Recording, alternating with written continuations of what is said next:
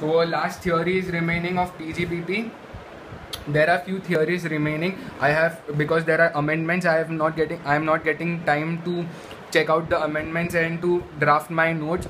As soon as I draft my notes, I'll upload it. But for time being, this much whatever I have thought is quite enough.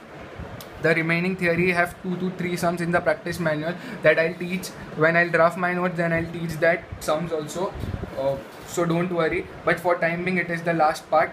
It is remaining for agriculture.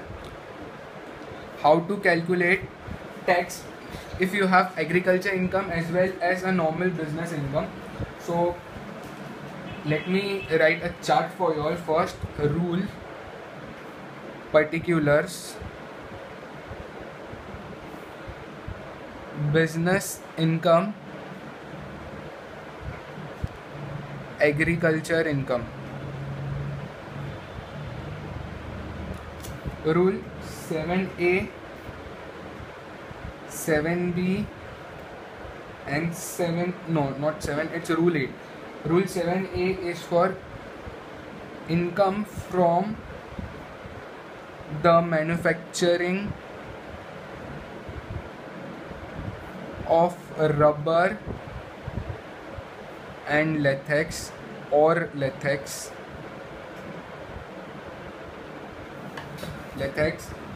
Business income is 35%, agriculture income is 65%. Income from manufacturing of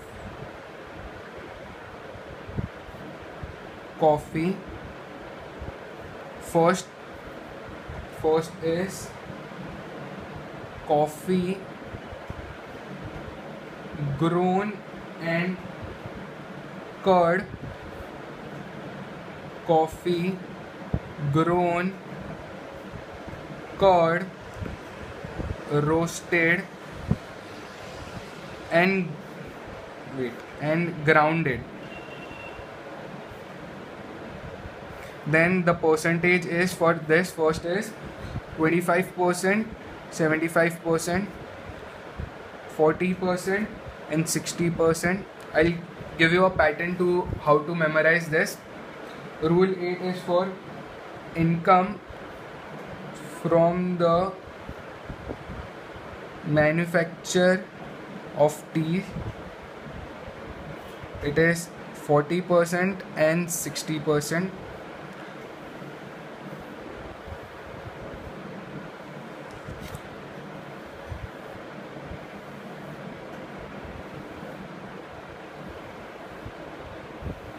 See, what is this? Income from manufacturing of rubber and or latex, that is business income, will be 35% and agriculture income will be 65%. What does this mean? If you have income from manufacturing of rubber, say rupees 1 lakh, then 35% will be business income and 65% will be agriculture income. But this agriculture income will not be exempt under section 10 subsection 1. How to calculate the income on this, how to calculate income tax on this, I'll be showing you all. There is a pattern for it.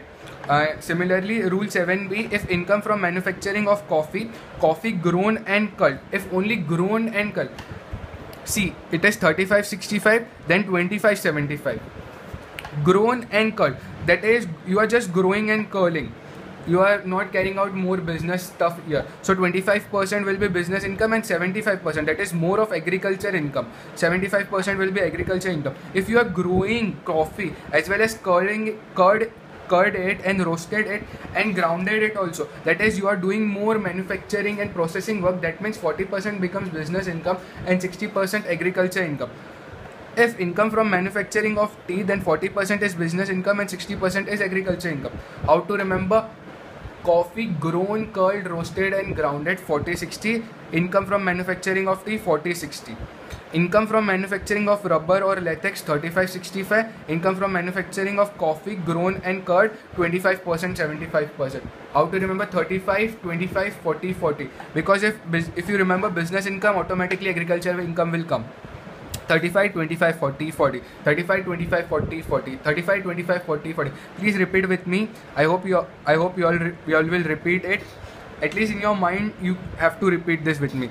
Rule 7A 35%, Rule 7B 20, Rule 7B first part 25%, Rule 7B second part 40%, Rule 8 40%, 35 25 40 40, 35 25 40 40. It will get registered in your brain. Now the important part is how to calculate the income tax. So this is the manner. Tax on agriculture income plus non-agriculture income. Tax on the basic slab rate less tax on agriculture income plus basic exemption limit. Basic exemption limit means 2,50,000 if a normal person, 3 lakhs if in case of senior citizen, normal, senior citizen, SC I'm writing senior citizen, 5 lakhs in case of SSE means super senior citizen. That means if you have earned an agriculture income of rupees 1 lakh, then add basic exemption limit of rupees 2,50,000 if in case of normal person, if in case of a senior citizen add 3 lakhs, if in case of super senior citizen add 5 lakhs. Okay, this much is clear for you all. Then you will get an amount. If the incomes were less than rupees 5 lakhs, then you will get a rebate under section 87A of rupees 2,000. You all know this, I have taught you all. At education cess, at secondary higher education cess, higher education cess, and then you will get your tax payable. Please copy. First you'll copy this, pause the video and copy.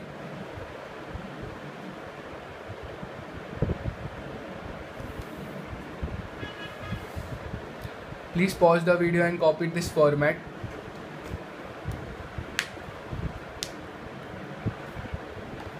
So let's see, tax on agriculture income, that is like here 65% plus 35%, the entire income from the manufacturing of rubber. For example, if it is 1 lakh, 35,000 and 65,000, so 35,000 plus 65,000 the amount will come, and you have to calculate tax. If 1 lakh rupees is exempted already, so agriculture income here it will come rupees 65,000, because agriculture income is 65%. 65,000 plus basic exemption. If a normal person is then he will get an basic exemption of rupees 2,50,000, then 65,000 plus 2,50,000. On that you calculate the tax, and if the tax comes to negative, then you don't need to pay a negative tax. If your agriculture income and non-agriculture income, that is your agriculture income, here there is a rate given, but at many a times in the question there is specifically given the agriculture income, assuming agriculture income as rupees 2 lakh and business income as 10 lakh. So that time it will be beneficial. So this format is for that. Please copy this. While solving the sum, it will be quite beneficial to have, because the final motto is how to solve the sum. If you understand practically, then automatically theory will register in your brain. I hope you all have copied this much. Wait, for a better understanding, page number 4.92, you can read this. Here it is specifically given, but please memorize this part before going in exam. This is very important. A theory might come. Wait, I'll show you where the theory might come, because there is a theory on this.